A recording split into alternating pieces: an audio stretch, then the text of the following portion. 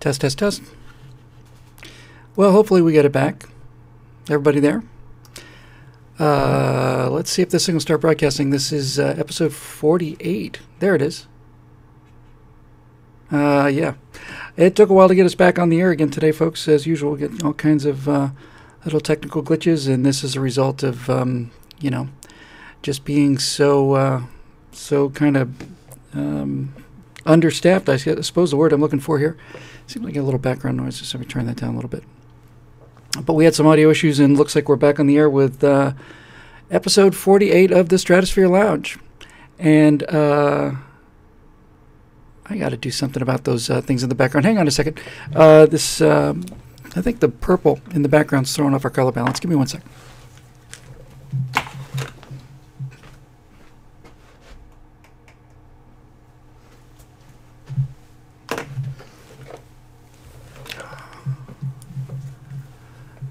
Yes. No. Whatever. It just drives me nuts, you know, because as I've said before, if this thing would just sit there, and camera wouldn't just constantly adjust itself, then I'd be able to do something about it. But anyway, yes, here we are. We do have a new haircut, and it's not what I had in mind just exactly yet. It probably will be in about 3 or 4 weeks when it grows back into the length it was when I left the chair. This particular hair, I don't know what it is about this hair, but it shrinks by about half when they're done with it. So I was actually trying to get it a little bit longer, but that apparently wasn't in the cards. But here we are anyway with episode 48, and it's good to be here. Been a bit of a rough week, if you really want to know. I was out of town last weekend at the David Horowitz events down in Palm Beach, doing a bunch of speaking engagements, and got some. It's got all kinds of family issues down there in South Florida, and just a bunch of things to work on back on this end. And there are just times, to be perfectly honest with you, it just gets a little overwhelming. It'd be nice to have a staff. It'd be nice to have people working on the on the show, on the engineering side, all that stuff, and hopefully be able to do that someday. But yeah, there are just days like today when I just feel like the faster I run, the further behind I get. I guess everybody can relate to that experience. And I'm not going to go into that, honestly. I'll deal with that later. But here we are. It's a hard thing to just get up and face every day with this thing. I got my insurance cancellation notice, by the way. It's around here somewhere. That sure made me happy.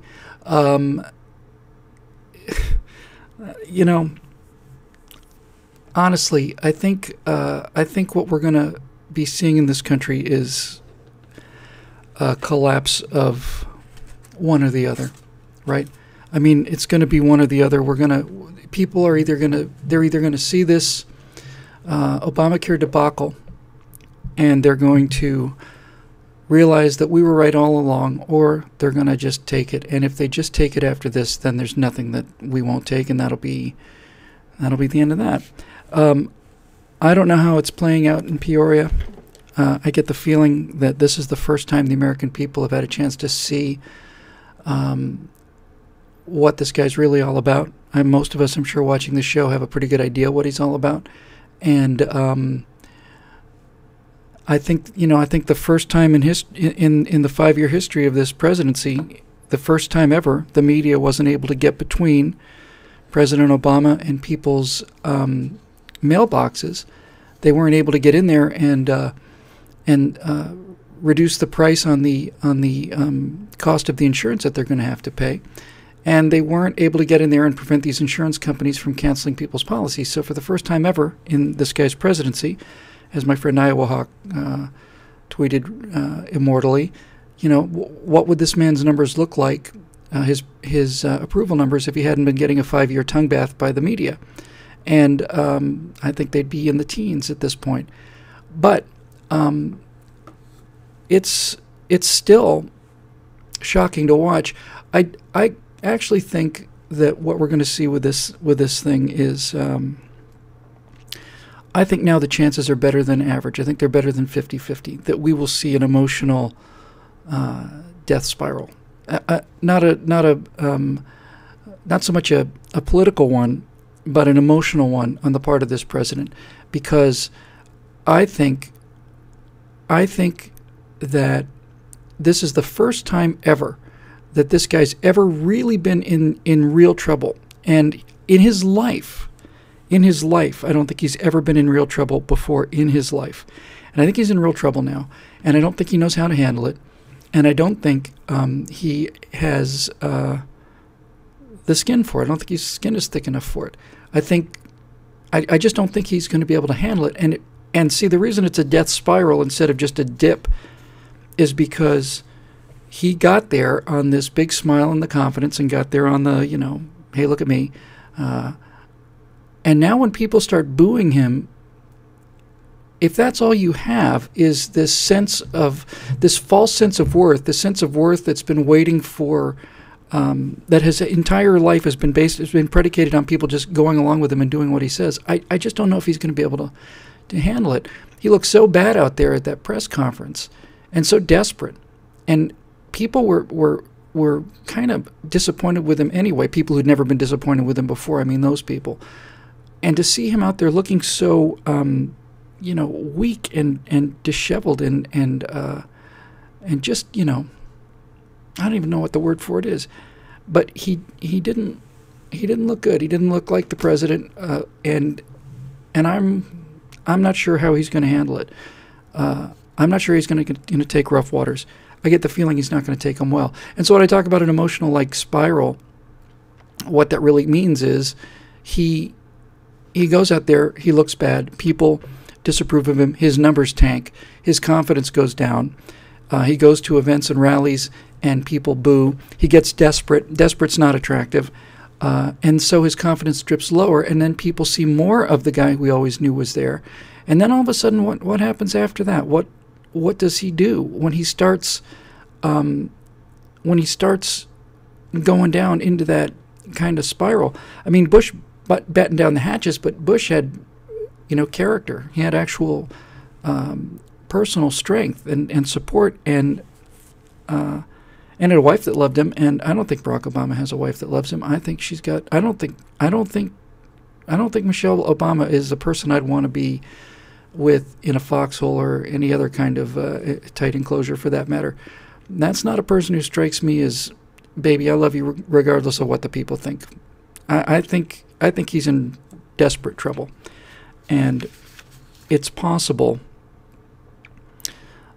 When you start looking at the big picture, and you look at just the unbelievable damage that this guy's done, but because there was not, they're trying to blame it on the Republicans. They tried to blame it on the Republicans sabotaging the website. They're still trying to blame it on the website. The website still doesn't work.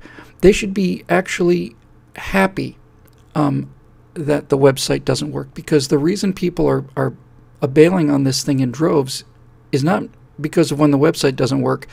It's because when the website does work, and they find out that this free health care that they were promised is going to cost them 3 or 4 times what they originally are paying now, and wait until, as everybody says, wait until the other shoe drops. Right now I'm one of 5 million people whose insurance got canceled because I'm independently insured. Wait till employers say, well, we were paying $10,000 per person per year. Now we're going to have to pay $20,000 per person per year, or pay $5,000 per person a year in fines. Wait till the world finds out what that means. When 100 million people or 80 million people are without their insurance that they basically liked. I don't know. There's a world where this sets progressivism back for 20 years. And in that world, who's gonna move into that space? Who knows how to tell this story of ours? Oops, sorry. I'd feel a lot better if we had an opposition, if we had either a Republican Party or a candidate or 2 or 5 or whatever, who knew how to get into this fight and lash these people to the point where it hurts. I'd said this once. I might have said it once on the Stratosphere Lounge, I guess. I said it, I know I wrote it in one of the commentaries over at BillWhittle.com. The Democratic Party is the largest slaveholding organization in the history of the world now. There's 30 million slaves to the Democratic Party. Probably more than that, probably more like 50, 60 million. People that are utterly dependent on them for their food, their housing, their transportation, their medical care. And in exchange for that, they harvest their votes. And they're dependent on them, and they can't leave. They can't leave. They can't walk away from these programs because the programs are not built to be walked away from. The programs are built to perpetuate themselves, to continue forever, and to bring more and more people. And everything this administration does is designed to get more and more people dependent on the government. I don't know what that word is for people who are dependent on other people for their livelihood and do not have the ability to leave. But for me, if I was keeping large numbers of people in thrall for my personal financial and political enrichment, and those people couldn't leave my service because I'd set up a world where they were dependent on me for their food, their health care, their clothing, their shelter, I'd call those people slaves. That's what I'd call them. And so who's got the guts to do this out there? You know, what political leaders on our team have the guts to do this? I don't know that any of them do. And so some people say, well, why do we have to be so bombastic? Why do we have to be so sharp? Because this is how they fight. This is how they fought us. This is how they destroyed our people. They've destroyed our people.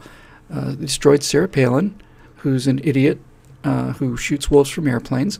They destroyed Mitt Romney, who is a guy who beats up gay people and binds women and sends them to China so that they can have, I mean, this is how they do it. And if you're not ready to fight these people back in terms of the morality of their actions, then you're going to lose. And this is it, right? I mean, isn't this it? They always get the pass. Don't they always get the pass? You know, wasn't it like, hey, how'd that Cultural Revolution work out for you socialists? Yeah, 50 million people killed. Yeah, we'll get it right next time. What do you say? You know, what do you say? Somebody's got to hold these people accountable, and you hold them accountable by calling them what they are. They're slaveholders, and they're you know, the people that are running the policies they're just evil policies, and they know that it's based on dependency, and they know it. They want it. They want it. They fig leaf it for other people, and maybe even to themselves. Oh, we're really just helping people. You're helping people try to be children, and it's, you know, it's catastrophic. It's appalling. It's really, really terrible. And I don't see anybody out there on our team who knows how to make this argument. I was down there with David Horowitz, as I said last weekend, and I basically said this to a room full of people. And as soon as that video is available, I'll post it. But David was watching me during the speech, and David had this sort of beatific look on his face because he understands. David Horowitz understands what the left is, not who they are, but what they are. He understands what they are and how they work. And to see somebody get up there besides him who could call them what they are really made him happy. And call what they're doing made him happy. This is a war not only against poor people, it's a war against our children.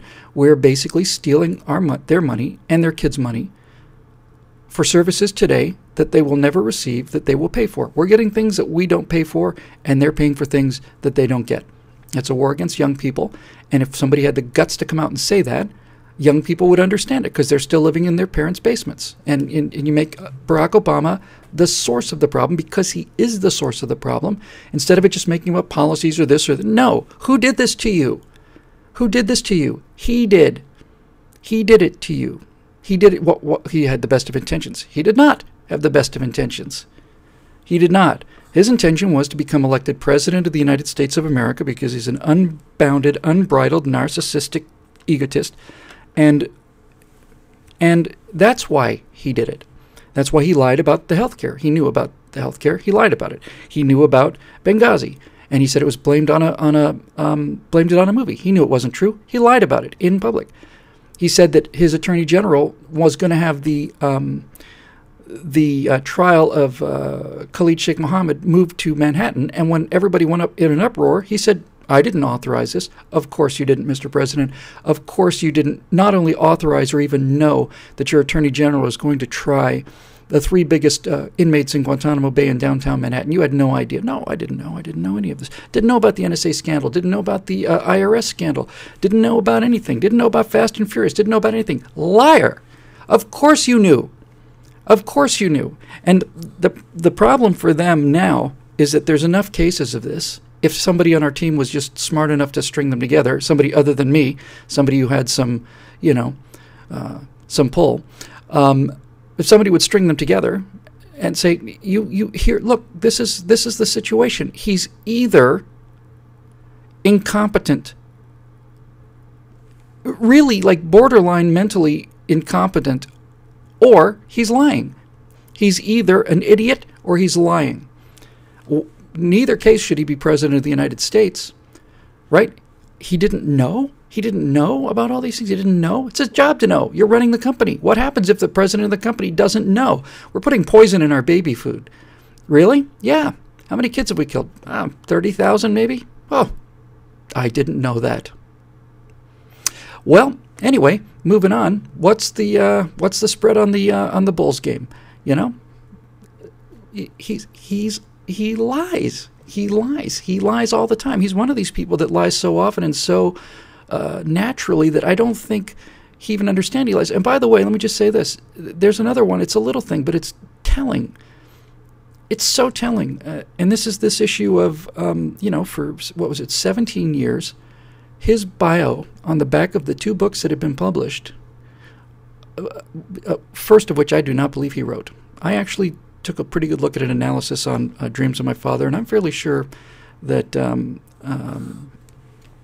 that his buddy, the big terrorist Bill Ayers, wrote that book.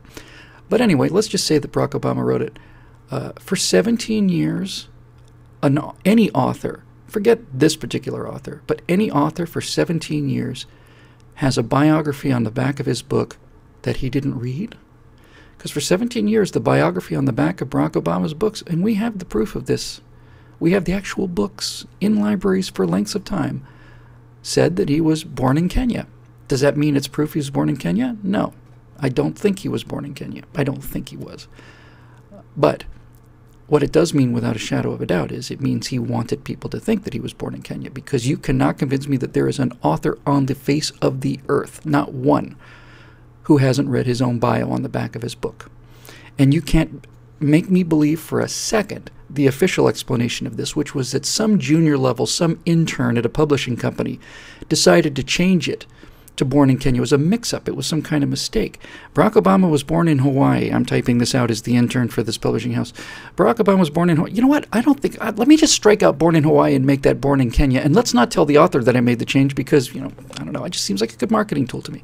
Of course he wrote it. Of course he knows that for 17 years he wanted to be thought of that he was born in Kenya, because if people thought he was born in Kenya, that made him more interesting and more exotic. Barack Obama didn't exist 6 years ago. There was only Barry Soetoro.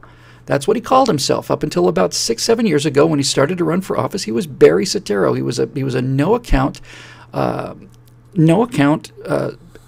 coaster, slacker, and he's looking for an angle, and he's always been able to use his race as his calling card to get in the door, whatever particular door he wanted to get into. So a Kenyan author is more interesting than an author from Chicago or Hawaii, and that's why he did it, until all of a sudden people realized, my God, this guy's got a chance to run for president. Now we have to go back and scrub the whole record. So, I don't know. The whole thing, folks, comes down to the press. The press. The press got him elected. The press has kept him elected. The press got him elected a second time. If the press actually does turn on this guy, he's done. And the question is, will the press turn on him? They know that their entire credibility has been based on him, and needless to say, they have a deep affection for him personally, but I think their personal affection for him is going, look, if you've lost Kanye West, Barack, if Kanye West says he's over you, then you're in some real serious trouble. So anyway, that's just a general off-the-cuff rant about this Obamacare thing, but, if we had any politicians that knew how to put two thoughts together, we'd be running them into the river, but we won't. We won't run them into the river. They're in full retreat now. The wheels are coming off.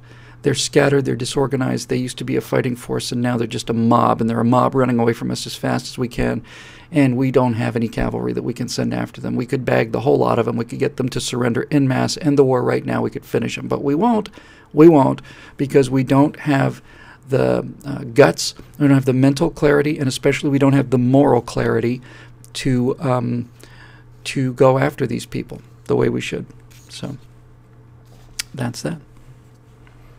It's you know, it's fun to watch him squirm, and it's fun to watch reality catch up, but it's heartbreaking when I think about how badly we could damage these awful, awful, awful ideas if we would just go after them, and we just don't seem to. Anyway, let's do our questions for today in order of rank. Dan Ramsey says, how about this for the end of every Enigma broadcast? We now return you to your federally scheduled programming. Tell me that's not sweet. It would be sweet. That's from last week's episode where we talked about the common sense resistance. And I know everybody, I know a lot of people out there already formed these wrenches on these nodes on this network that we talked about in episode 47, if you got that. I got a couple of emails from people who said, here are my 5 lists of email names to start these nodes and stuff. And I certainly didn't mean to mislead anybody. I thought I was about as clear on this as I could be. In order for us to do this, we needed an additional 510 subscribers. And so far, we've gotten about 60. So a little more than a tenth of the way, which means that this will probably happen somewhere in February if the rates continue at this rate. So I can't do anything with it. I can't go anywhere with it. I can only tell you about what I'd like to do with it if I was given the resources. And I know many of you are members, and I know many of you are members, and it's a real financial hardship for many of you, and I really appreciate that. But it's just math. It's just math. I mean, I sit here in a room by myself. The offices are closed. I don't have any engineers. I can't do anything like this. I've got a part-time assistant who helps me not drop everything, and pretty much that's it. So it's really just that simple, Dan. I think this common sense resistance idea is one of the best ideas in the world. I think it could just make such a difference. I think after I discussed it with you guys last week, I realized what the power of it was. And the power of it is, I hadn't fully realized it consciously. I'm quite sure I must have understood it subconsciously because it keeps coming back. But I never understood it consciously. And I think the conscious message, or certainly the subconscious message that's delivered by the common sense resistance, which if you missed last week's episode was a series of webcasts, of little webisodes that I want to do, set 20 or 30 years in the future after the economic collapse, where people are still living, reasonably well. They're in their little cookie cutter apartments, and they get their little, smart car transportation, and they've got all that other stuff, and they've got their DMV level, British National Health Service healthcare because of a chip that's implanted in their arms. And then certain numbers of people rip these chips out without anesthesia, and then they go live off the grid, which means living in sewers and underground bunkers and rainy, bombed out pieces of concrete rubble, and they're living in the margins of the world. And that's the common sense resistance, and they're fighting back, and they're trying to get their message out over the giant networks that the state is producing. And that's why that's such a great question, Dan. This idea of ending pirate radio broadcast by we now return you to your federally scheduled programming is just brilliant, because that's what it is. It's federally scheduled programming.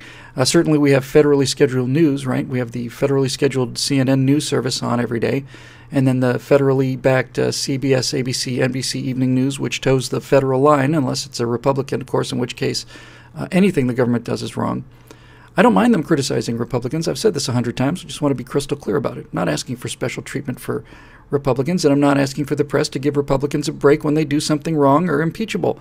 I'm just saying, could you give us, 5% news coverage of what's happening to the actual most powerful man in the world when he happens to be one of your guys? Could we get 5% of the truth? Do you think that'd be too much to ask? Anyway, the whole common sense resistance thing is predicated around this idea. We're going to show people living comfortably with every benefit. You've got a free house, you got a free car, you get free health care, you go to work and you hand your money over to the government, but everything's taken care of, and you live in a little cocoon of security. And then the question is, why would people give that up? Why would you give up guaranteed housing and guaranteed food and guaranteed health care, and then go through a significant amount of physical pain, and then make a scratching effort for your living, just in terms of what to eat, let alone the rest of it, and then furthermore risk your life or at least imprisonment trying to teach other people that this is not the way to live? What would cause somebody to give up comfort in exchange for risk and discomfort? And the answer is freedom. And if you can show that, that's why this thing will be effective. If you can show people walking away from comfort, because there's something greater than comfort. In fact, there's something so much greater than comfort that you'll risk your life for it, and you'll die for it, and you'll live a life of perpetual physical misery for it. Then it doesn't matter what the scripts say, right? It doesn't matter what the content message is. It doesn't matter whether we're talking about economics or we're talking about... None of that matters. Visually, people will see one person out of 1,000 leaving the plantation to go and live in the woods with other free people, and these other free people are going to be stuck together. The common sense resistance is going to have a sense of camaraderie and purpose and honor and integrity and dependence on each other while still remaining independent. You have to be competent, you have to be capable, you have to be admirable, and if you're not, you're thrown out. You're thrown back into the pond. When people see that, that will motivate them. Artistically, they'll want to be a part of it. We had this conversation, I think, on one of the written comments I made about the common sense resistance, when we talked about the popularity of The Walking Dead. And why are these zombie movies so popular? Why are all these post-apocalyptic things like Afterman on Discovery Channel? And look, the image of the Empire State Building with ivy growing out of all the broken windows, right? That image. What is it about that that's so powerful? Why does that have such a hold on us today? 30 years ago, people would have been abhorred by that. They would have, 50 years ago, they would have been weeping at the sight of it.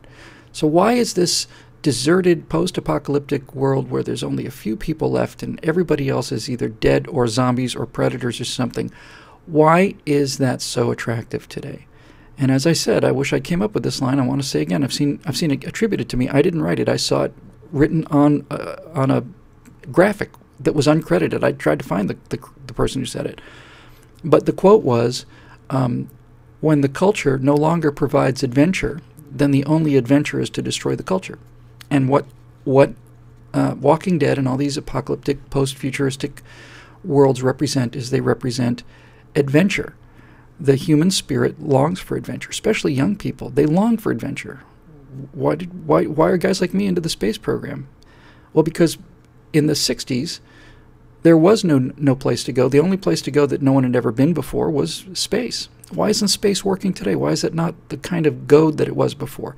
Well, we're out of money, and we're out of freedom, and we're out of hope, and we're out of vision. We're out of all these things. We just became so cynical. These 60s radicals turned us into... in order to destroy us, the progressives had to make us hate ourselves. Wow, can I write that down for a second? Because that's actually pretty much it, isn't it? I mean, really, that's really pretty much it. Sorry, I don't often do this. But it's true, right? A confident America is an unbeatable, it's an invincible America. So in order to destroy us, the progressives had to make us hate ourselves. And they succeeded. They succeeded beyond their wildest dreams. In any number of ways, hate ourselves as Americans, but also hate ourselves as human beings. Hate everything that our vision of humanity was when I was a kid growing up in the 60s with the Apollo program. In other words, first of all, they had to make Americans hate America by what we did to the slaves and what we did to the Indians and what we do to the environment and all that other stuff. And then also, they have to make us hate ourselves as human beings. They have to make us understand that we're a cancer on the planet, that we're killing everything, that we're this giant species that just does nothing but damage, and we're nothing but cruel, and it's just a matter of time, and that's what the whole pollution thing was. And then when the pollution thing actually started getting better, because I'm old enough to remember that when I was a boy, factories belched out black smoke, and when jets took off out of the airport, they left black streaks like somebody just rubbed an eraser over 4 black pencil lines. And I don't know if any of you remember this. I'm sure most of you must. I remember sitting in a car in traffic and then just seeing little puffs of blue smoke coming right out of the exhaust of every single car on the road. Just smog everywhere. And Los Angeles smog used to be appalling. We don't have smog anymore. We have some inversions occasionally. We have days where the visibility is not bad. But when I moved here in the summertime, I swear to God, this is not a joke. I moved here, and I lived in Los Angeles for about must have been more like 10 days before I realized, my God, I'm in a valley. There's a valley. There's mountains out there. So they make us hate ourselves. And now that we have hated ourselves, now that we do hate ourselves, where does the popular mind go? Does it go to exploration of other planets? No. We don't deserve to go to other planets. We're not smart enough. We're not good enough. And we're not bright enough. Besides, that would require things like nuclear reactors and nuclear rockets, and all that technology is bad because it hurts the Earth. So what's left in this culture that we find ourselves in today, where we're told to hate ourselves and hate the idea of growth and hate the idea of irrigating the deserts and hate the idea of putting another flag on the moon or Mars or going to Jupiter and all of these things? What's left when the culture hates itself? And when political correctness and the safety helmet mentality, I don't mind safety helmets on bicycles. I don't think that's a bad idea at all, but you know what I'm talking about. Can't have a swing set anymore on it because a child could fall off a swing set. When that mentality so permeated the millennials as it is today, and where most millennials, in my experience, are still being driven around by their parents, what appeals to them? Well, everybody wants adventure. What kind of adventure can you have in a world like our world today? What kind of adventure can you have in America today or Europe today? What adventure is there today? The only adventure left is to go out into the third world. And you can't have any adventures in the third world because the third world are the only honest, legitimate, real, moral, decent, honest people in the world. You understand, right? They're the only real people. We can't go out there and can't even contact them because so much as shake their hand would be to pollute their magnificent native culture of wearing leaves and so on. And when you see indigenous people in the Amazon, every one of them now wears T-shirts and gym shorts. And I know it just breaks progressives' hearts to see that horrible, horrible, horrible pollution of this wonderful, pristine culture. But I would like to ask those self-same progressives who live in Beverly Hills and skyscrapers in New York, I'd like to ask them how comfortable they would be wearing leaves every day. Because it turns out wearing leaves is not as good as wearing cotton. Not nearly. And so what they're basically saying is they want us to leave those people alone so that they can feel good about the fact that there are still zoo animals for them to look down on. I think every time I see Native people wearing, Steelers T-shirts and gym shorts, makes me happy. I think that part of our Western culture has gone to make their lives somewhat better. Just like when I see them holding, plastic cups or something that actually holds water instead of, woven reeds. So anyway, I know I'm going off on a tangent here, but basically the whole point of this thing with the zombie apocalypse, with the end of the world, is if the world ends, if society ends, if civilization ends, then you're on your own. You get the tools of that civilization. You get all the cool stuff, right? You get the AR-15s, which are very, very, very bad to have to defend yourself against. Let me rephrase this. An AR-15, which is extremely good, very, very, very good to have to defend yourself against a zombie that's coming to kill you. But terribly and awful and really evil and completely morally wrong to defend yourself against a human who's coming to kill you. Then that's what you get. You get a wish for the culture to die, which satisfies the progressive virus that they put in our head that we deserve to die and that the earth will be better once we humans are gone. And it gives you the ability to drive around in cars that you don't own and have shotguns and have grenades and cell phones and kill zombies and shoot zombies and chop zombies up, and that's fun. Why is it fun? It's fun because you're alive, you're free, you're defending yourself. You're wired that way. You're wired for that way biologically. So that's what people want. They want to be free. That's why Walking Dead and these zombies movies are so popular with young people, because they want to be free. They want to be free. They want to be able to be left alone and not be told what to do. They want to know if they've got what it takes. Everybody does. I'm not sure. I can't speak for women on this one. But I don't know a young man on some level or another. You have to be pretty well socialized out to not know, at least have the feeling of, could I handle this? Am I good enough for this? Am I tough enough? Could I do it? Could I defend myself? Could I defend my family? Could we? I don't know. So anyway, the Common Sense Resistance is a philosophical story set in that time period. Set in a period of that. And instead of just killing zombies, We have to kill ideas. And that's what the whole thing is about, really. So, yeah, been at this for 35 minutes. That's question number one. But yeah, Dan, that's a great expression, our federally scheduled programming, because that's what it is. And I think everybody's about sick of that now. John Reuben Davies says, you often say that you want to build a coalition of conservatives and libertarians on the basis that conservatives and libertarians share about 95% of their positions in common. Alfonzo Rachel, in Weapons of A.S.S. Destruction, his brilliant book, seems to think that libertarianism is fundamentally incompatible with conservatism. Where do you stand in light of his arguments? Many thanks for your inspiring work, by the way. Thank you, John. It's been a rough week for my inspiring work.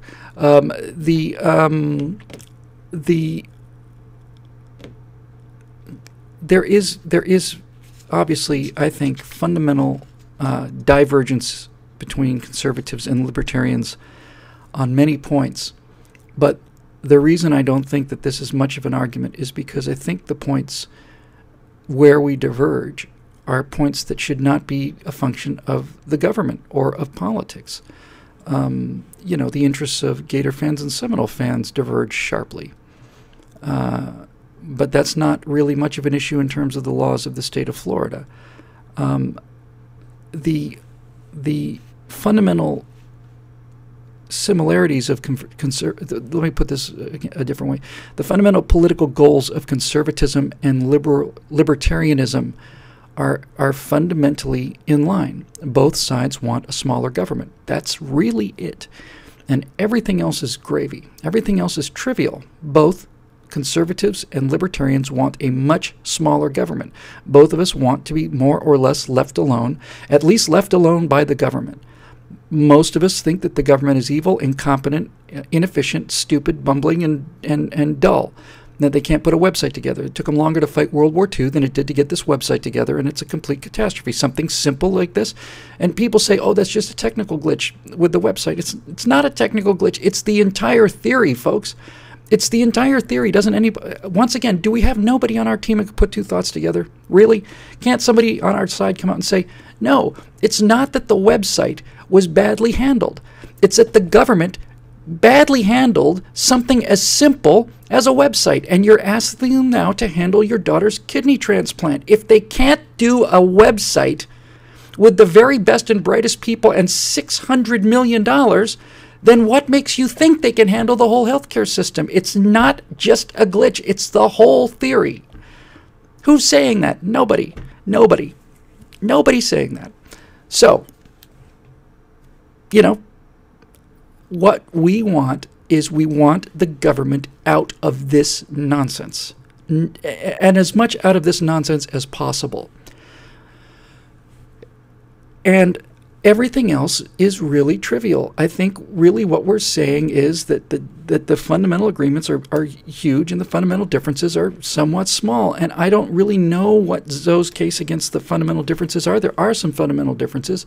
I kind of find the extreme sort of logical conclusion of libertarianism to be somewhat utopian. This idea that everybody is voluntarily working in their own self-interest and voluntarily, basically leaving everybody alone sounds to me almost as utopian as everybody voluntarily pitching their work into other people. There are people that are going to game the system. There are people that are going to steal. There are people going to slack the system. There needs to be some regulations. But again, what are we talking about? Why don't we find what that side of the equation looks like? I wouldn't mind living in a country where we're debating what are the minimum numbers of laws we have to have, instead of cranking our way as fast as we possibly can to find out that how many laws can we write until everything that is forbidden is mandatory. So I think on some level there's some differences between conservatives and libertarians certainly in terms of their religious beliefs in most cases, beliefs about things like drug use and so on. The question becomes, things like the drug example. For example, many conservatives are against legalization of drugs like marijuana, and most libertarians are in favor of them. So let's just take a look at that one. Is that a federal issue? It seems to me like that's a local issue. It seems to me like if you want to live in a city like San Francisco and they want to smoke pot on the streets and people vote that way, that doesn't mean that you have to be able to allow the people or force the people of Selma, Alabama to follow those rules. It's not a federal issue. I think that the entire purpose of the United States as a federal structure, meaning a structure of independent states, is that it was understood from the beginning that we're not really the same people. In many ways, we have a sort of an uber philosophy of freedom and being left alone, but we were never one nation. The Yankees, the New England Yankees, and the Southern plantation owners, and and Minnesota, Norwegian farmers. All these people are very different people. We agreed to agree. We agreed to stay together on the basis of mostly being left alone. And so I don't think that a libertarian type world forces conservatives to act as libertines. And likewise, I don't think the conservative platform forces libertarians into moral decisions. I think what we're really trying to do here is say, what is it that we can agree is the minimum that the government can do, and then let's go do that. And if there's anything more important than that in politics, I sure as hell don't know what it is.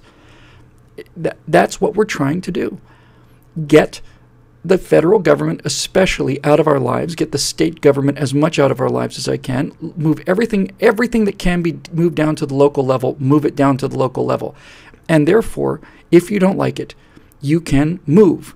Now, I know many people don't like the sound of that, but it's true. If you don't like it, you can move. You don't have to move to Honduras. You can move from Los Angeles from LA County to Orange County, right? I mean, seriously, the difference, the political difference between LA County and Orange County is fundamental. It's night and day. If you don't like all the lunatics in Santa Monica, move to Laguna Beach.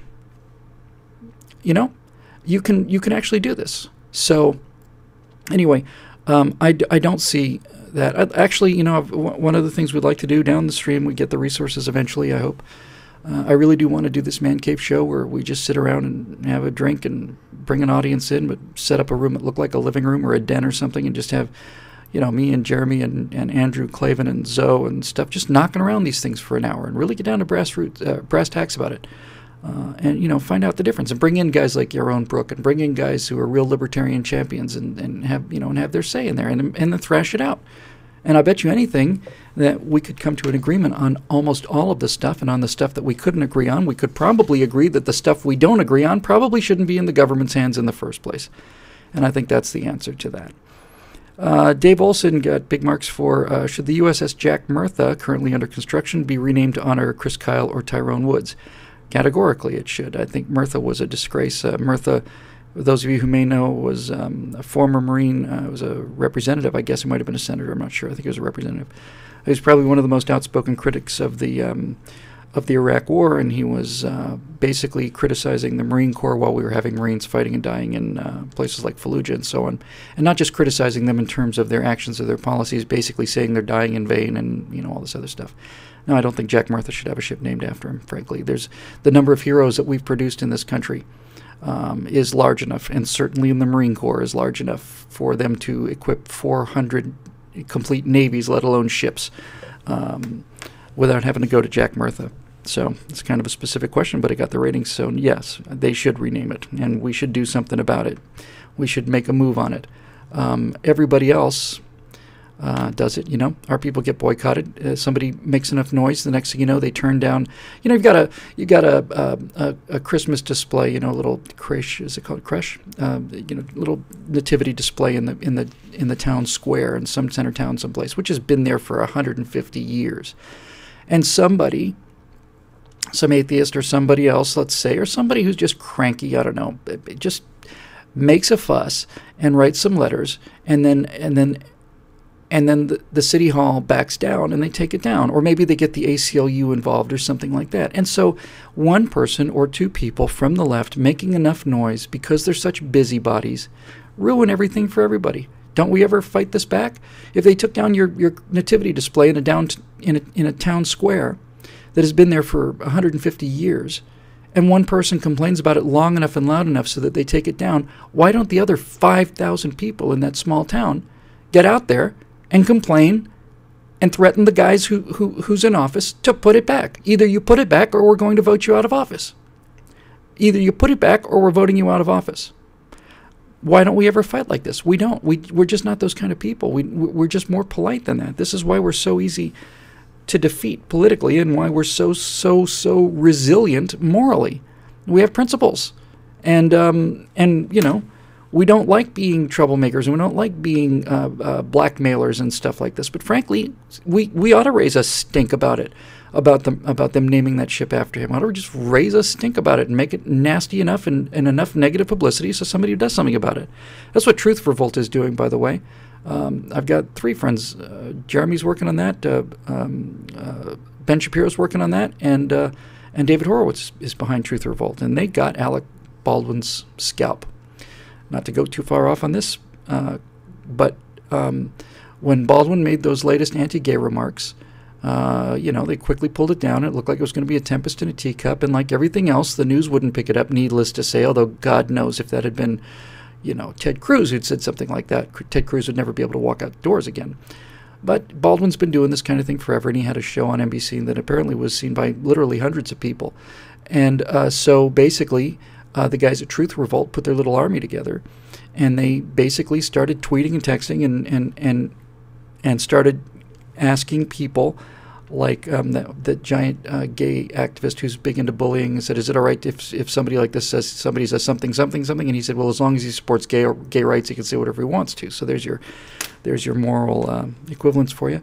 But they started asking Rachel Maddow, who's gay, what they thought about this, and they got in their face, and they kept staying, and they wanted official.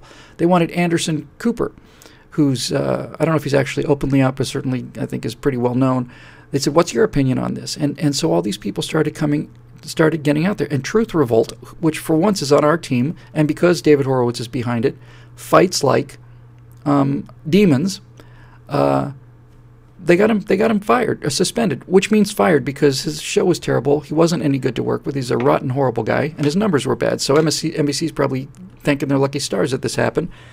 But he'd still be on the air if we hadn't gone back and played by their rules. So we did, and we won. Is that lower us? Is that cheating? Does that make us as bad as them? I don't think so. I think it's just holding them to the same standards that they hold us. We have to hold ourselves to higher standards. If it had been one of our guys, we would have forced him out ourselves. But we got to start understanding who and what these people are and who and what they want. And I'm ready, you know, I'm ready to go. I'm really ready to go. So there's that. And you know, when I think about the amount of money that gets spent on our team and what yeah,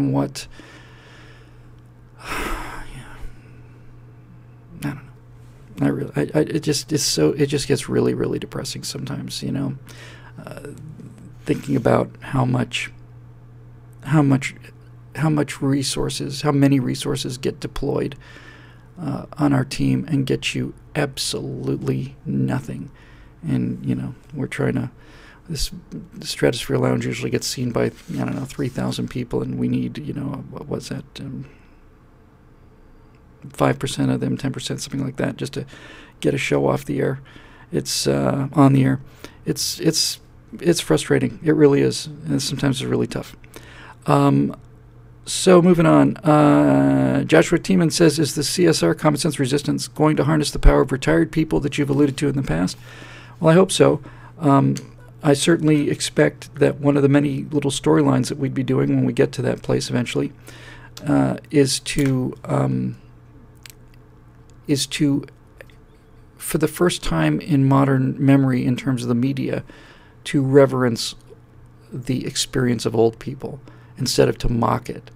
It used to be, you know, in a highly changing technological society, old people are laughing stocks, right? You get off my yard, you kids, and, you know, and what is this thing? How do you, and here's a microphone. Here, Granddad, here's the mouse.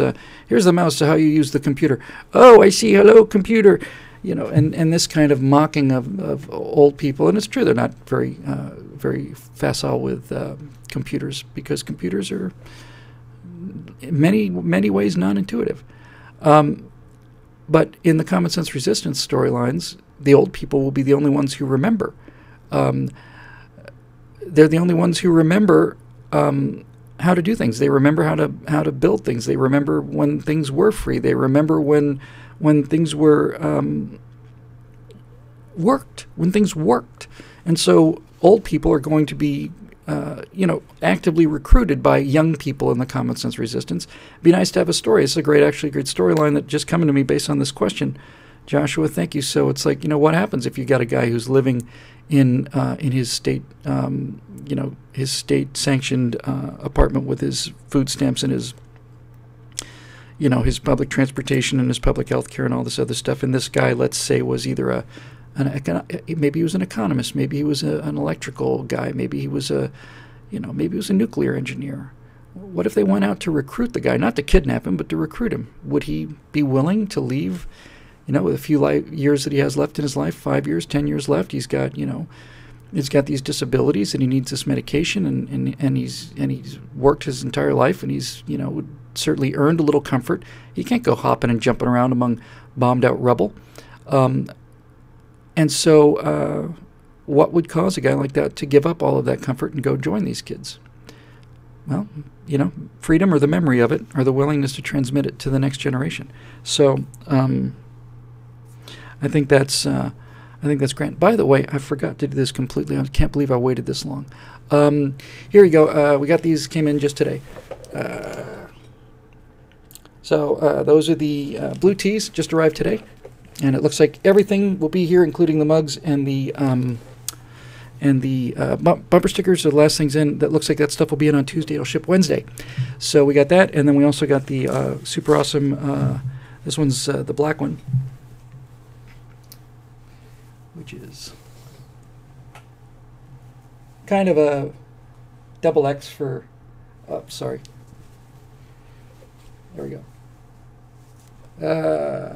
This one's a big one, but you can see it's pretty groovy.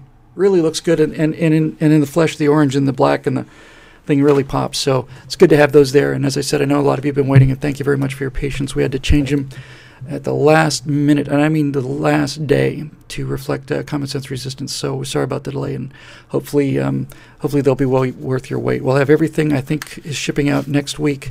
I did color balance again. I think everything ships out on Tuesday or Wednesday, and except for the DVDs, which we're just still working on the last of the compositing. We've got about 7 or 8 of them done.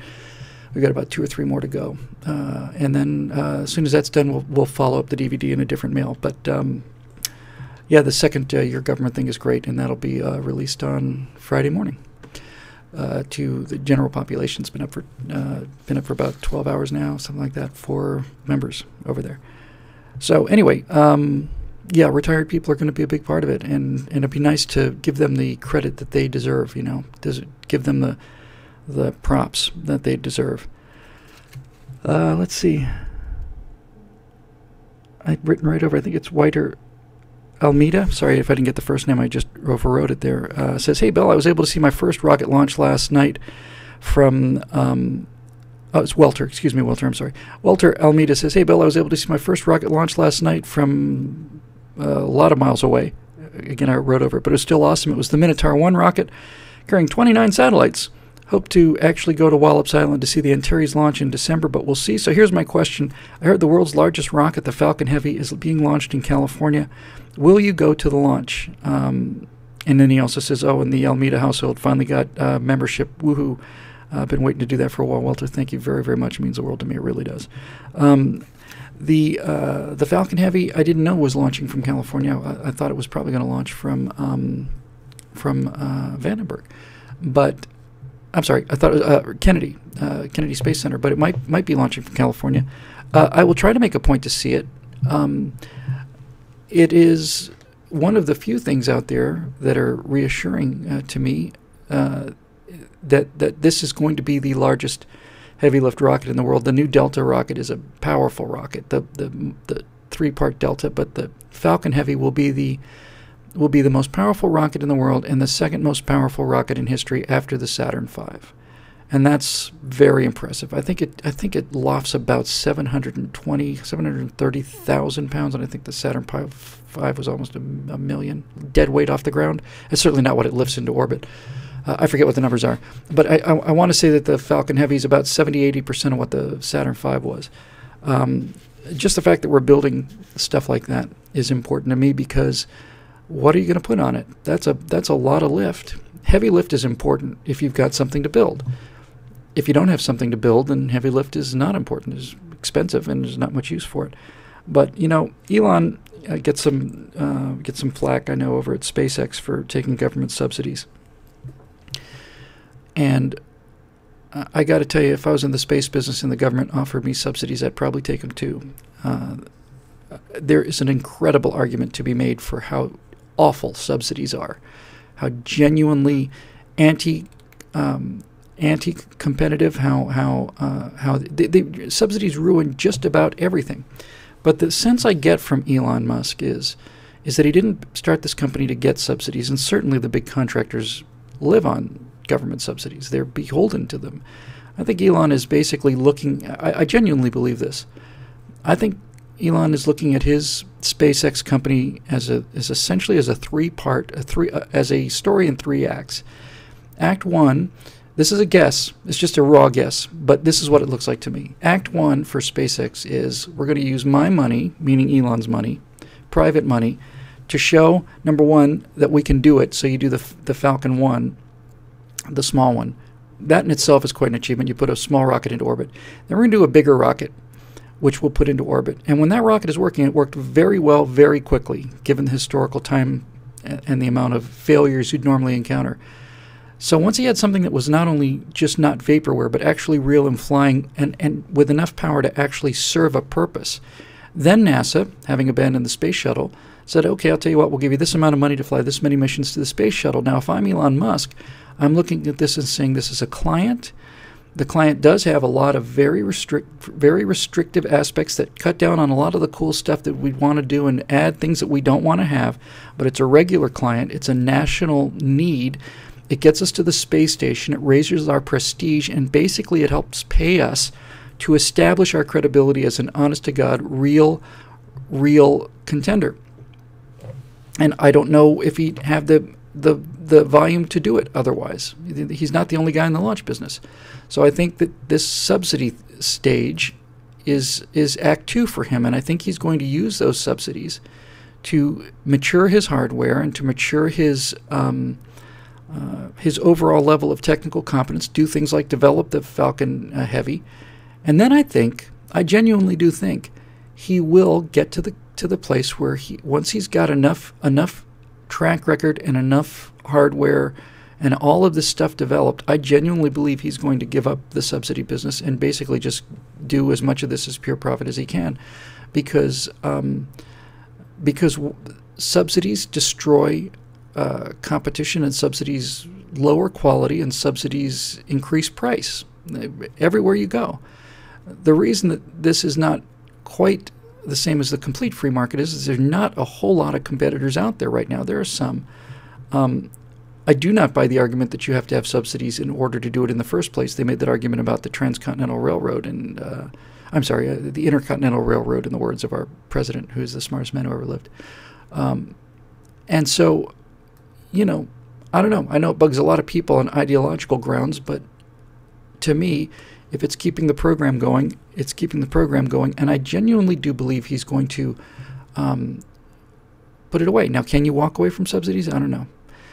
That's the trap, right? Once you get subsidies, it's really hard to walk away from them. But I do know there are a lot of things that he wants to do that aren't going to be subsidized.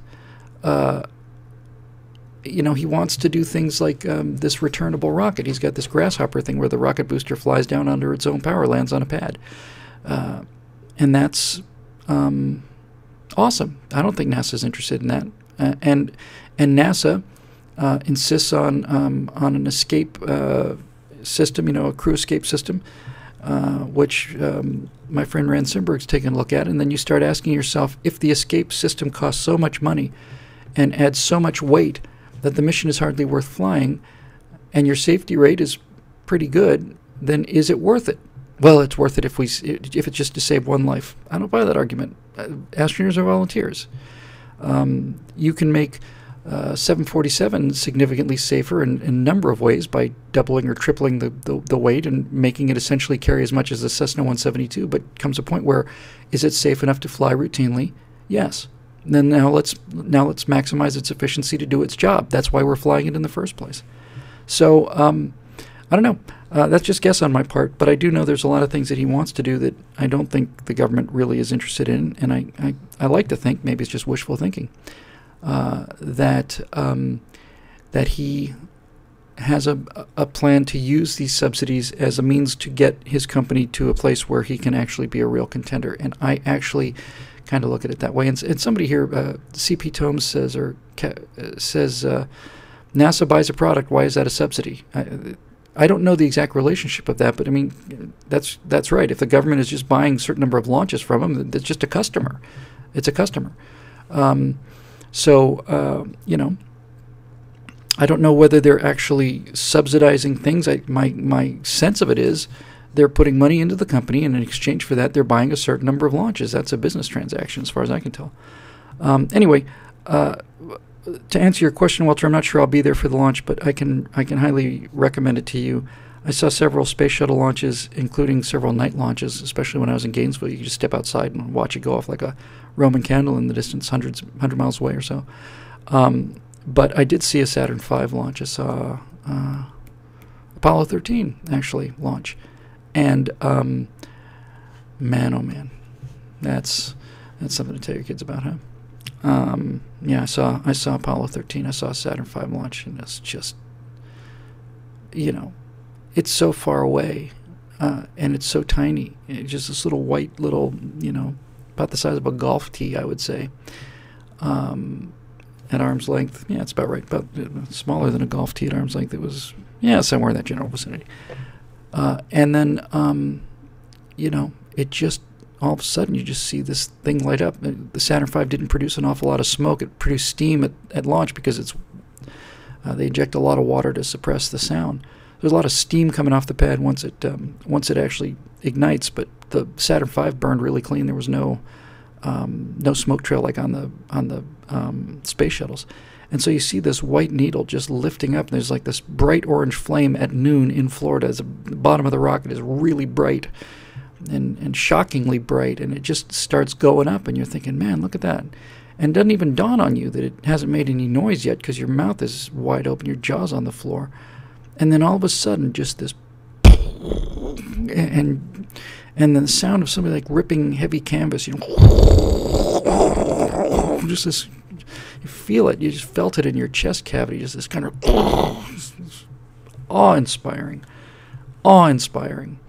And, you know, the moon landing conspiracy people say, oh, yeah, you actually launched the rocket.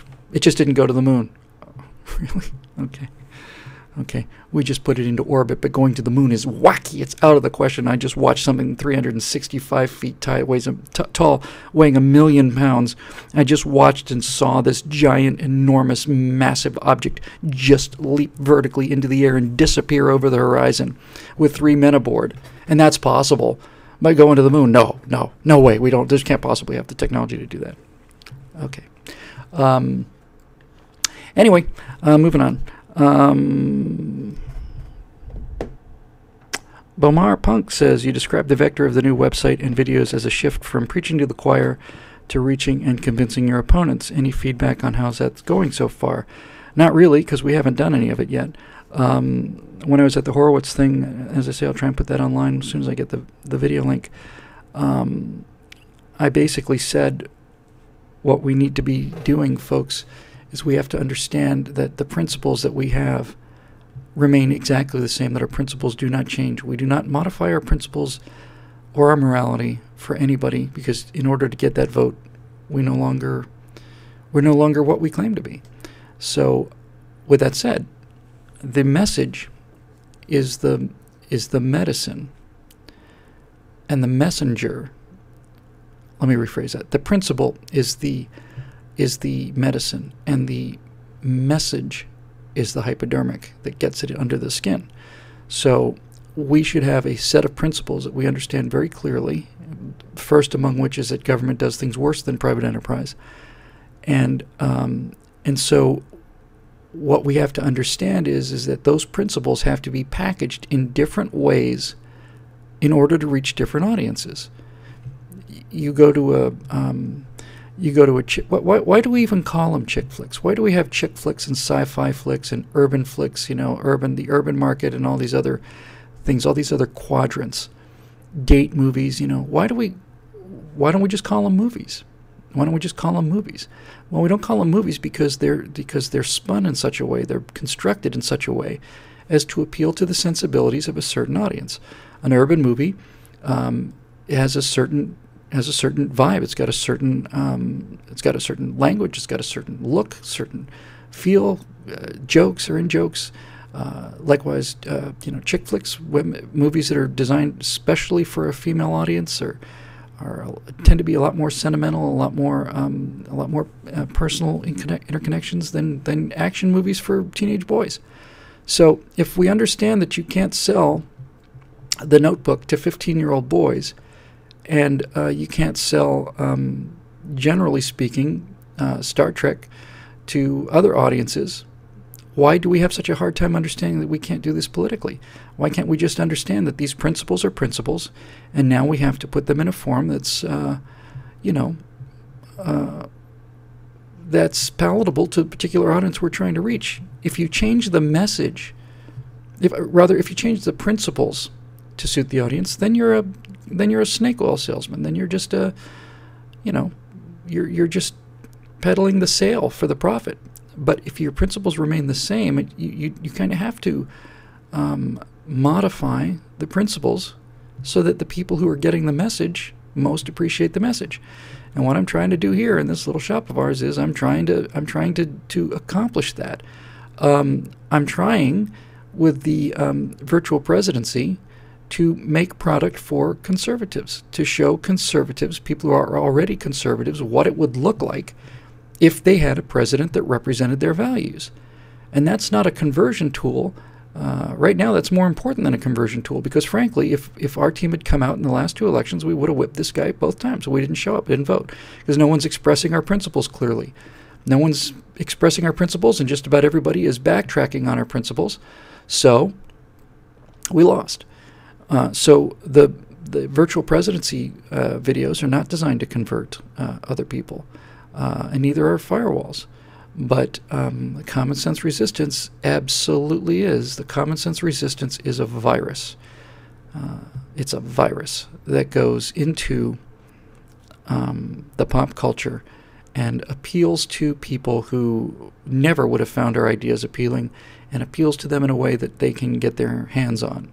And when I say get their hands on, I mean they get to carry weapons, and they get to live a life of adventure and danger and their romance. And for once, the person with the conservative libertarian values is the bad boy instead of the old man with the bow tie and the steel rim spectacles. It's just that simple. Barack Obama is elected because young people thought he was cool. They thought he was young, and he smiled, and he went on, Ellen and did a little dance, and they thought, oh wow, he's one of us. That's exactly what you were supposed to think, and it's effective. It works. So we need to do this. We need to do this all the time. We need to all the time be looking at what part of the principles appeal. And how should we clothe this? What kind of language should we use to get these exact same principles across again and again and again? That seems fundamental to me. So I'm looking forward to being able to do this other kind of programming. I'm really looking forward to being out there and using younger actors and using kind of these cinema verite techniques and develop a sense of adventure and a sense of thrill.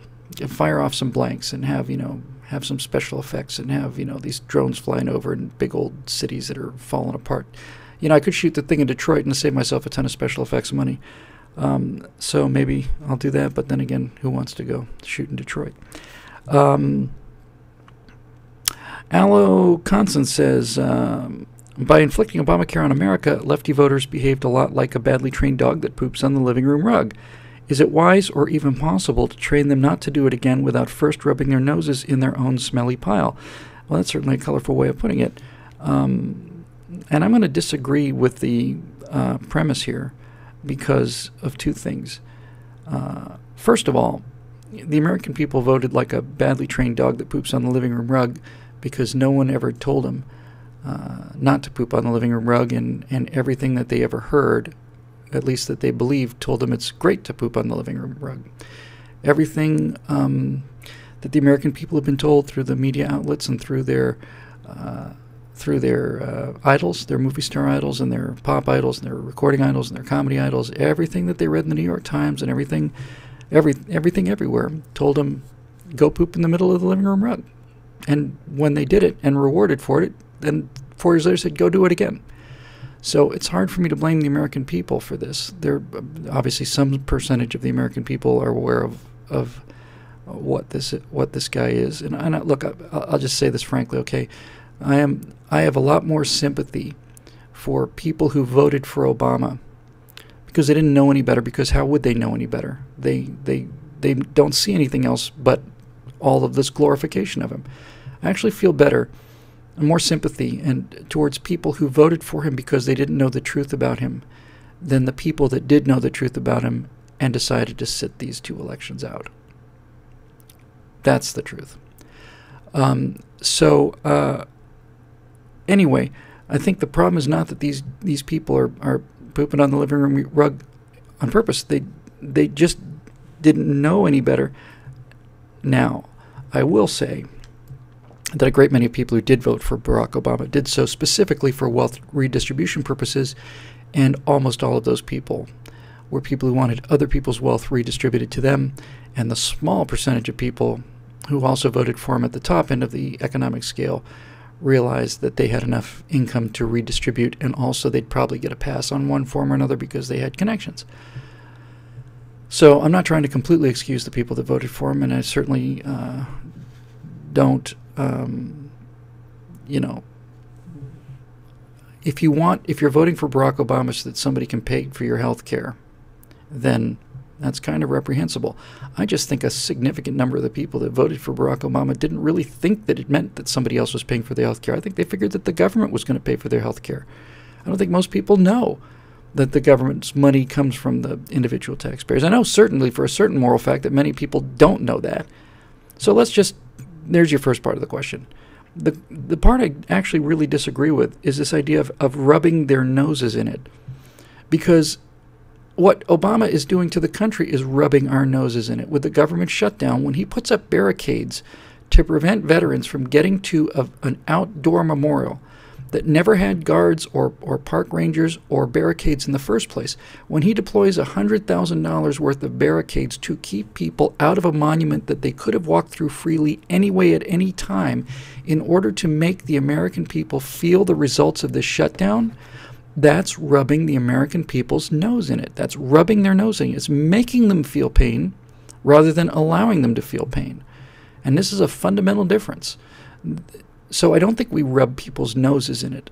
What I think is, I do think that we don't prevent people from the smell, which is what we've been doing this whole time, right? Is trying to prevent this from happening. And so no one's ever seen the consequences of it. But now that it's happened, people go, this is terrible. This stinks. That's not rubbing people's noses in it. That's allowing them to recognize the consequences of their vote. And I've been a big advocate of this for a long time. People vote for socialism in America because it's a capitalist society. And they vote for socialism because they have all the benefits of capitalism. Generally well-to-do, they've got iPhones and iPads, and they write about socialism on their iPads, and they write about being one of the 99% while they sit in Starbucks and pay $9 for coffee and then scream down with corporations over their Apple iPads transmitted over Verizon phone lines on HP servers. So people need to feel the consequences of it. And the reason that this guy's finally in trouble is that for the first time ever, reality has raised its ugly head and intruded on his rhetoric. His rhetoric didn't trump reality this time. People got an envelope saying, your health care is gone. if you would like new health care, you can go to the Obama site WebCare and you can get your new awesome Obamacare, and it's going to cost you 4 times what you're paying and provide you with less coverage. And people are saying, the what now?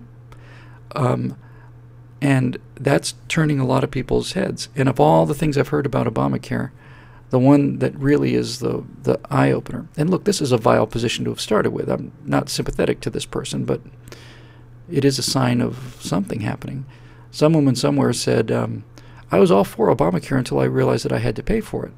That's the country in a nutshell right now, right? Well, that's 50% of the country in a nutshell. That's the Obama coalition. Totally in favor of Obamacare until they realize they have to pay for it. And now they realize they have to pay for it. And I mentioned this in the Horowitz speech. I've done it in a couple of other speeches. I don't think I've ever done it specifically in a firewall. But when I was at Oberlin College, I asked the audience, in Q&A afterwards, it wasn't a real big crowd, needless to say, how many of you out there are socialists? And about 7 out of 10 raised their hands. And I said, okay, all you socialists, what kind of phones do you have? I have an iPhone 5. And they said, what do you mean? I said, just what kind of phone do you have? And, they're holding up, droids and iPhones and this kind of thing. And it's like, okay, why don't you bring them all down here and put them in a box in the front of the room? Well, why do you want our phones? It's like, well, I want your phones because after this evening is over, you and I, all of us together, are going to take these phones and we're going to go to downtown Cleveland and we're going to find a pawn shop. We have probably easily got $2,000 worth of electronics here, even at pawn rates. So we're going to take all of your iPhones and all of your droids and all your laptops and all this other stuff. We're going to take it downtown after the show. I'm not going to keep your money. We're going to drive through downtown Cleveland, and we're going to hand out $100 bills to homeless people. We're going to hand out $100 bills or $120 bills, however you want to play it. And so bring them down. But they don't bring them down because those are their phones, you see. That's their phones. And so all of a sudden they realize that wealth redistribution is one thing when other people's wealth's being distributed to them, but when it's their wealth being distributed to somebody else, then all of a sudden they're not socialists. And that's exactly what's happening on a national scale right now. People are realizing that if socialism means that I have to pay instead of rich guy, then all of a sudden they're not socialists. Now, morally, that's repugnant, but practically, it's effective. This is how you demagogue people, right? I mean, you live in a life of affluence and prosperity and blaming the rich and demonizing the rich. Make the rich pay. Well, guess what? The rich don't have enough money to pay for this. Even if you took all their money, there wouldn't be enough to pay for this. So you get to pay now.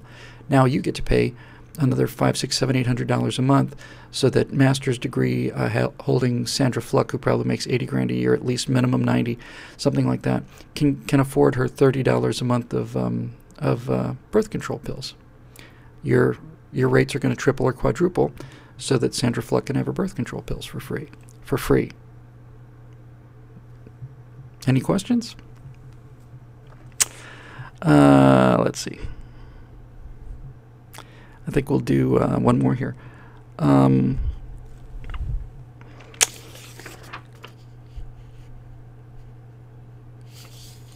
All right, Brandon Wong says, the recent gubernatorial election in Virginia showed that the establishment GOP is willing to fight and turn its back on the liberty conservative wing of the party.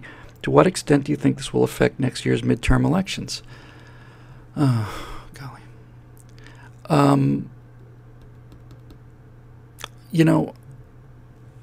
I really do believe that power is so corrupting that many, many, many people of either party would rather be in Washington in opposition than out of Washington with a victory for their team. I think that all of this is just about the iron rice bowl for people in the RNC and in high-level positions who understand that the Tea Party and actual conservatives are a threat to the Republican power structure. The Republican Party's position is we're not quite as bad as they are. They're in favor of really big government. We're in favor of a slightly less big government. They're in favor of increasing regulations. We're in favor of increasing regulations, but not quite as much. They're in favor of giant social programs. We'd like to spend a little bit less on those social programs. it's an utter mystery why we lose elections, given that stark moral and philosophical contrast. But it's true. What's basically happening with the RNC is that they are career politicians who are in the business of politics their entire lives. Is what they do. They're in the political business, and so since they're in the political business, they'd rather stay in the political business and lose elections than have somebody else come in and win the election and send them home. So they're really turning out to be, you know, our mortal enemies. They're just backing people that we don't like, and they're sacrificing people that they don't, who could win. We certainly could have won in Virginia if we'd had a little more backing, and we certainly could have won in Virginia if we'd had somebody who understood how dirty these people fight with this whole, you know, false flag thing with this libertarian candidate that was sponsored by an Obamacare, an Obama bundler. Why wasn't that being blasted in every single advertisement? Why wasn't every single advertisement for the libertarian candidate? Why didn't they have a picture of this guy, and in the background on a Photoshop, you just in the background you see a dark image of Barack Obama's face, like in the shadows kind of thing? It's like, this libertarian candidate has been brought to you by the biggest state control freak in the history of the nation. Do you wonder why? And then tell him why. Because if he can convince you to vote for him, you're not going to vote for the guy who can actually win this thing and will win. Of course, you know, I don't know what to say about it. I really don't. I don't know what to say about it. I don't know what to say about how awful we are at just fundamental politics, just fundamental stuff. So yeah, it's going to be a problem. And I think the practical way it's going to play out is, if we can, well, let me rephrase this. This is the fourth or fifth time I've said that today. I hardly ever say that. This was going to be a problem up until about 2 weeks ago. Now, with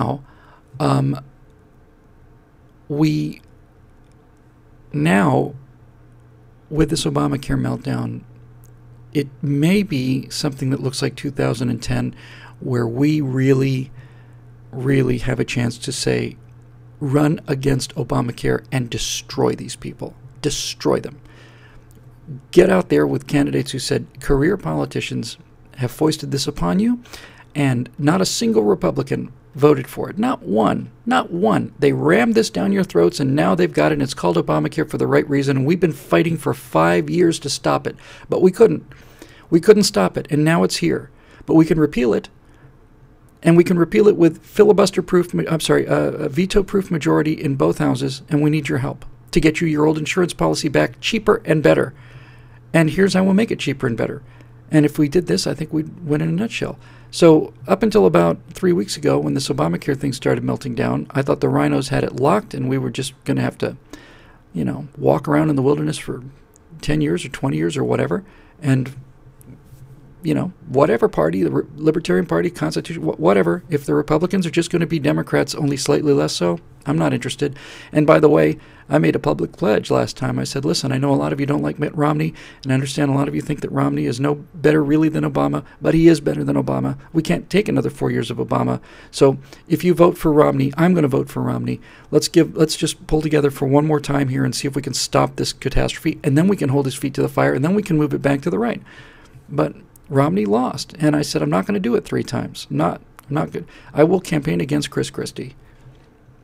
I'll campaign against him. I will campaign for the Libertarian candidate or whoever, but I will be damned if I'm going to do it 3 times in a row. So prior to the meltdown of Obamacare, I kind of thought that's where we were headed. But now I think that this kind of Tea Party kind of conservatism, if it's adequately expressed, you know, if it's put in terms that people can understand, and not just in terms of the message being simple, and not just in terms of the message being complete and resonating with people, but delivered in a passionate way. Like, this is a great idea, and this is not something we have to try to see if it works. We already know how it works. We know it works. Here's how it affected the steamship lines in the 1800s. early 1800s. Here's what happened when we tried it with the railroads in the 1880s. Here's what happened when we tried it with aviation. Here's what happened when we tried it with this and this and this and this. It's like, it works perfectly. Get out of the way. Let people make their own choices. You go at it like that, we're going to win them, whip them. And if we do whip them, you know, it's barely possible that this, not barely possible, if the employer mandate kicks in before the election, if they do not keep kicking this can down the road, and the employer mandate takes effect, and 70, 80 million people who had just been making insurance co-pays because their employer was paying most of their health insurance now have to go out onto these exchanges and buy health care at full market rate. If that happens, then we could find ourselves with veto-proof majority in both houses. We just repeal it. Just repeal it. And we probably could have done this back in 2010 if the law had taken place. But when they wrote the law in 2009, 2010, we knew that they were making sure that none of this stuff would actually start to take effect until Obama had been safely reelected. Well, he's been safely reelected, and we're paying the price for it. Now what we need is we need somebody with the cavalry. We need somebody who's ready to run these retreating people into the river. Run this progressive philosophy. I'm not talking about individuals. Run this philosophy of failure into the river and drown it while it's still disorganized and on the run. Run it into the river. It'll never go away. You know, another 20, 30 years of prosperity, and then people will be used to prosperity, and they'll assume that prosperity is just the natural state of man, and then they'll try it again. But we could do it now. We could do it now. We just get on them, get around them, and run them down while they're on the run. Don't let them regroup. Don't let them have time to reformulate the message. Don't let them find a way to make it the Republicans' fault, which they will, and that will succeed because people will hear that from every single speaker in America. They'll hear it from their news sources, and they'll hear it from late night TV, and they'll hear it from comedians, and they'll hear it from music people that the Republicans are responsible for this if we don't take the initiative now and explain that we've been fighting it, why we've been fighting it, and why it doesn't work. It's not a glitch in a website, folks. You should be praying for it to be a glitch in a website, because if the glitch in the website goes away, you're confronted with what the alternative plans actually cost, and that's where they lose. And as Charles Wadey says over in the live comment stream, he says, and don't apologize for it. Exactly. Don't apologize.